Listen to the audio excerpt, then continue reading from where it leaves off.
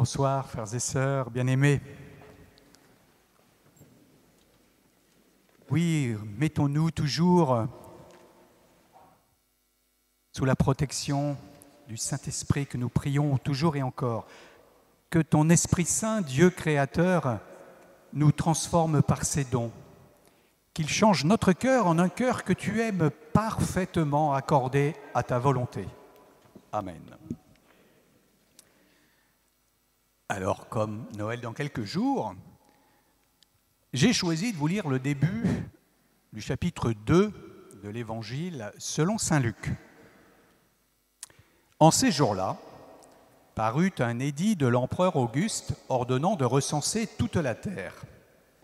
Ce premier recensement eut lieu lorsque Quirinius était gouverneur de Syrie, et tous allaient se faire recenser, chacun dans sa ville d'origine. Joseph, lui aussi, monta de Galilée, depuis la ville de Nazareth vers la Judée, jusqu'à la ville de David appelée Bethléem. Il était en effet de la maison et de la lignée de David. Il venait se faire recenser avec Marie, qui lui avait été accordée en mariage et qui était enceinte. Or, pendant qu'ils étaient là, le temps où elle devait enfanter fut accompli. Et elle mit au monde son fils premier-né. Elle l'emmaillota et le coucha dans une mangeoire, car il n'y avait pas de place pour eux dans la salle commune. Dans la même région, il y avait des bergers qui vivaient dehors et passaient la nuit dans les champs pour garder leurs troupeaux. L'ange du Seigneur se présenta devant eux, et la gloire du Seigneur les enveloppa de sa lumière. Ils furent saisis d'une grande crainte. Alors l'ange leur dit : « Ne craignez pas, car voici que je vous annonce une bonne nouvelle qui sera une grande joie pour tout le peuple. Aujourd'hui, dans la ville de David, vous est né un sauveur, qui est le Christ, le Seigneur. Et voici le signe qui vous est donné, vous trouverez un nouveau-né emmailloté et couché dans une mangeoire. » Et soudain, il y eut avec l'ange une troupe céleste innombrable qui louait Dieu en disant : « Gloire à Dieu au plus haut des cieux et paix sur la terre aux hommes qu'il aime. » Lorsque les anges eurent quitté les bergers pour le ciel, ceux-ci se disaient entre eux : « Allons jusqu'à Bethléem pour voir ce qui est arrivé, l'événement que le Seigneur nous a fait connaître. » Ils se hâtèrent d'y aller et ils découvrirent Marie et Joseph avec le nouveau-né, couchés dans la mangeoire. Après l'avoir vu, ils racontèrent ce qui leur avait été annoncé au sujet de cet enfant. Et tous ceux qui entendirent s'étonnaient de ce que leur racontaient les bergers. Marie, cependant, retenait tous ces événements et les méditait dans son cœur.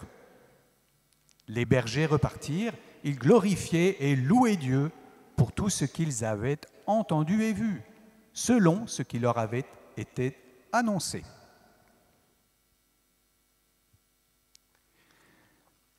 Frères et sœurs bien-aimés, nous devons sûrement cet évangile à Marie, la mère de Jésus, qui retenait tous ces événements et les méditait dans son cœur. Elle a vraisemblablement évoqué tous ces moments forts avec son enfant aux apôtres et à la première communauté chrétienne après la Pentecôte. Jésus, vrai Dieu, s'est fait petit enfant dans le sein de sa mère, la douce et très pure Vierge Marie. Ainsi, la fête de Noël est pour nous un temps privilégié pour remercier le Seigneur d'avoir osé, il y a un peu plus de 2000 ans, se faire l'un de nous en toutes choses, excepté le péché. Le Tout-Puissant se présente à nous comme le Tout-Petit. Qui de nous aurait peur d'un bébé emmailloté qui gazouille dans une mangeoire ? Le Fils du Père, créateur de l'univers visible et invisible, s'est fait enfant, faible et totalement dépendant de ses parents. Marie, sa maman l'allaite, prend soin de lui en le lavant, en l'habillant, en le rassurant par son amour maternel et le son de sa douce voix. Joseph, son père adoptif, le défend de la volonté d'Hérode de le tuer. Plus tard, il lui enseigne son métier et même lui apprend à prier dans la langue de ses pères. Pour gagner notre amitié et notre amour, le Seigneur, dans un surcroît de miséricorde inimaginable, même pour toute la cour céleste, s'est abaissé dans la fragilité d'un nourrisson. Comment, frères et sœurs, ne pas laisser notre cœur s'ouvrir à cette incommensurable bonté de Dieu pour nous? Le Verbe de Dieu s'est fait homme et il a habité parmi nous. Et pourtant, s'il est venu chez lui, les siens ne l'ont pas reçu. Mais à tous ceux qui l'ont reçu, il a donné de pouvoir devenir enfants de Dieu, eux qui croient en son nom. Si depuis la Pentecôte, après la résurrection de Jésus-Christ avec toute l'Église et pour tous les siècles à venir, nous sommes dans l'attente de son retour glorieux, nous sommes déjà invités à le rencontrer dès maintenant, pour devenir comme lui, véritablement enfants de Dieu. Pour cela, que nous ayons eu les meilleurs parents possibles ou qu'ils n'aient malheureusement pas été présents ou capables de nous transmettre l'amour légitime que tout enfant a besoin, nous pouvons devenir frères ou sœurs de Jésus lui-même, notre grand frère, en entrant dans sa sainte famille. Ainsi, juste avant de mourir sur la croix, Jésus, à travers Saint Jean, son disciple qu'il aimait, nous a confiés à sa mère par un acte scellé dans son propre sang, c'est-à-dire pour toujours jusque dans l'éternité, quand il a dit « Femme, voici ton fils », puis aux disciples « Voici ta mère ». Comment, frères et sœurs, ne pas faire confiance à cet homme, Jésus, vrai Dieu, qui nous donne en héritage sa propre maman, notre maman. Ainsi, le véritable cadeau de Noël que Jésus veut donner à chacun de nous, c'est sa propre famille, et tout spécialement à celles ou ceux d'entre nous qui sommes dans des familles compliquées, séparées, endeuillées, blessés par le manque de fraternité, fragilisés par le pardon qui n'est pas partagé, ou peinés par la maladie d'un proche. Pour entrer dans cette confiance, je vous propose de nous rappeler le témoignage de deux grandes grâces du 25 décembre 1886. La première grâce concerne Sainte Thérèse de l'Enfant Jésus à Lisieux, dans sa famille, dans sa maison familiale. Voici ce qu'elle dit. « J'étais vraiment insupportable par ma trop grande sensibilité. Et en cette nuit où Jésus se fit faible et souffrant pour mon amour, il me rendit forte et courageuse. Nous revenions de la messe de minuit, où j'avais eu le bonheur de recevoir le Dieu fort et puissant. Je me réjouissais d'aller prendre mes souliers dans la cheminée. Papa, fatigué, dit ce qui me perça le cœur. Enfin, heureusement que c'est la dernière année. Mais Thérèse n'était plus la même. Jésus avait changé son cœur. Refoulant mes larmes, je tirai joyeusement des souliers tous les objets. Jésus fit cet ouvrage, se contentant de ma bonne volonté. Je sentis la charité entrer dans mon cœur, le besoin de m'oublier pour faire plaisir, et depuis lors, je fus heureuse. Rendons grâce à Dieu de nous avoir donné cette grande sainte docteure de l'Église qui nous guide maintenant dans la voie de l'enfance pour suivre Jésus avec confiance. La seconde grâce concerne Paul Claudel dans la cathédrale Notre-Dame qui vient de rouvrir pour notre plus grande joie. Voici ce qu'il raconte. J'avais complètement oublié la religion et j'étais à son égard d'une ignorance de sauvage. Il explique qu'il était dans un état habituel d'asphyxie et de désespoir. Et il poursuit ainsi. Tel était le malheureux enfant qui, le 25 décembre 1886, se rendit à Notre-Dame de Paris pour y suivre les offices de Noël. C'est dans ces dispositions que, coudoyé et bousculé par la foule, j'assistais avec un plaisir médiocre à la grand-messe. Puis, n'ayant rien de mieux à faire, je revins aux vêpres.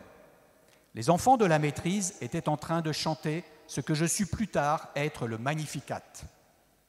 J'étais moi-même debout, dans la foule, près du second pilier, à l'entrée du chœur, à droite, du côté de la sacristie. Et c'est alors que se produisit l'événement qui domine toute ma vie. En un instant, mon cœur fut touché et je crus. Je crus d'une telle force d'adhésion, d'un tel soulèvement de tout mon être, d'une conviction si puissante, d'une telle certitude ne laissant place à aucune espèce de doute. J'avais eu, tout à coup, le sentiment déchirant de l'innocence, l'éternelle enfance de Dieu, une révélation ineffable.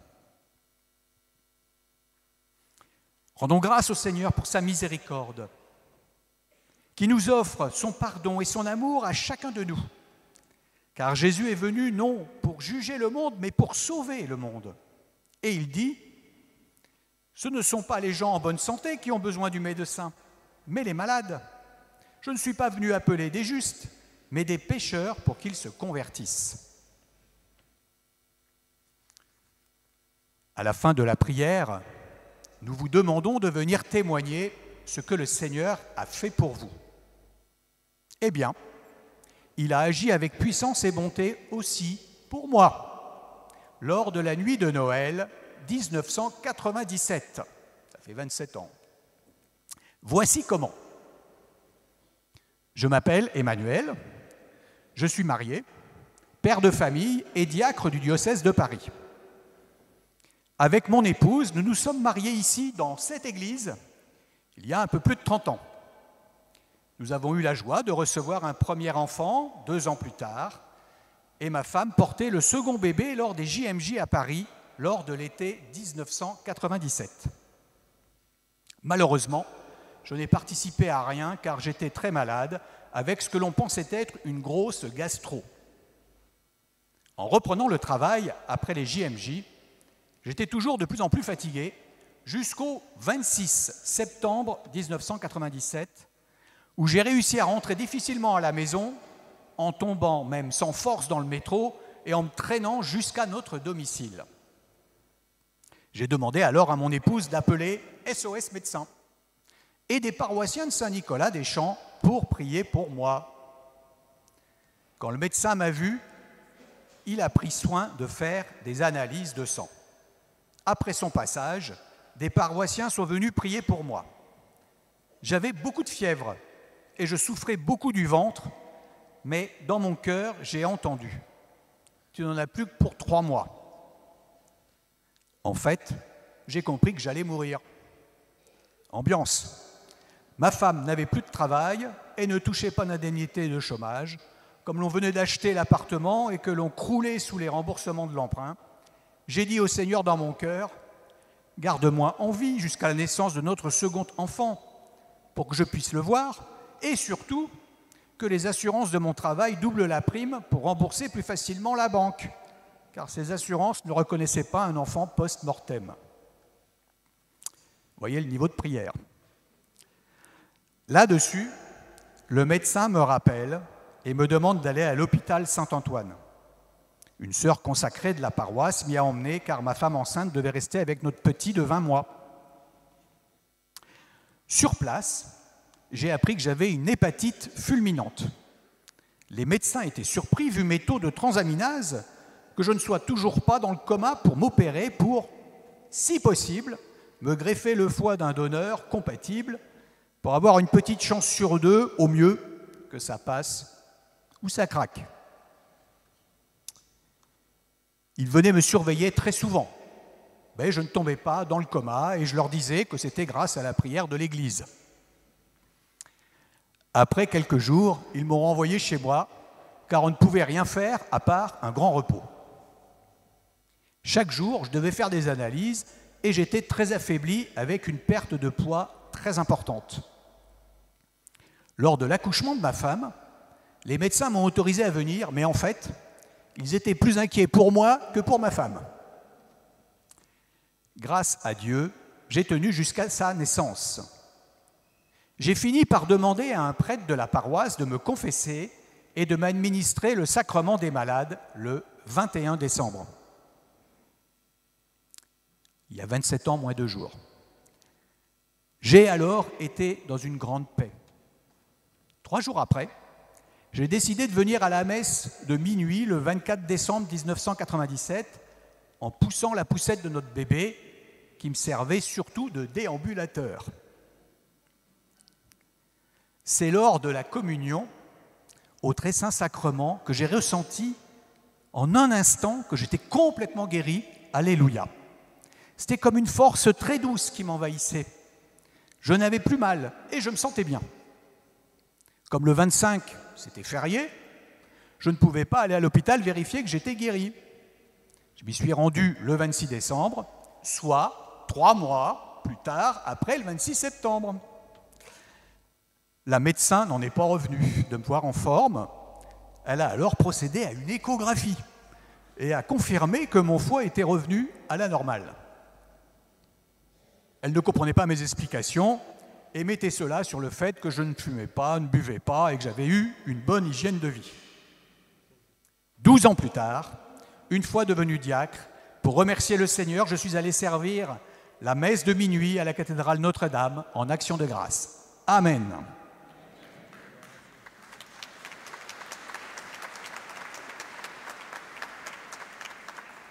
Oui, que vos bravos aillent au Seigneur. Par l'intercession de la Sainte Famille, je demande au Seigneur qui va passer parmi nous de nous donner sa miséricorde et d'exaucer toutes nos demandes, bien au-delà de ce que nous pouvons imaginer ou concevoir selon la volonté du Père. Et pour rendre grâce avec vous, je vous partage cette belle oraison de l'Avent que nous avons priée cette semaine. Prête l'oreille à nos prières, Seigneur. Que la venue de ton Fils au milieu de nous éclaire la nuit de nos cœurs, lui qui règne avec toi, Père, et le Saint-Esprit, Dieu pour les siècles des siècles. Amen.